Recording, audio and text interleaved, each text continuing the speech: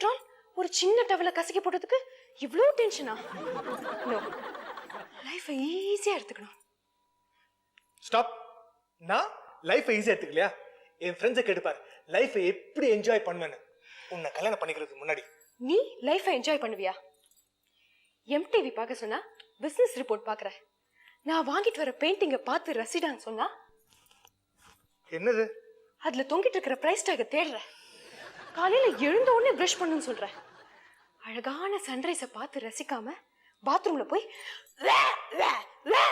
கத்தி என் உயிரை எடுக்கிற. சாயங்காலம் வாடா வெளியில போலான்னு கூட்டா நோனும் ஒரே கூட்டமா இருக்கும்னு சொல்லி லேப்டாப்பை திறந்து வச்சு சாலிட்டேர் ஆடுற.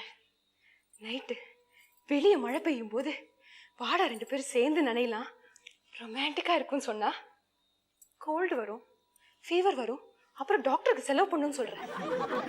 இதெல்லாம் தாஜ்மஹால்கே கூட்டிட்டு போய் அதோட அழகை பார்த்து ரசின்னு சொன்னாலும் அதுல எத்தனை பேரோட உழைப்பு வேஸ்ட் ஆயிருக்குன்னு சொல்ற கூட்டத்தை சேர்ந்தவன் நீ.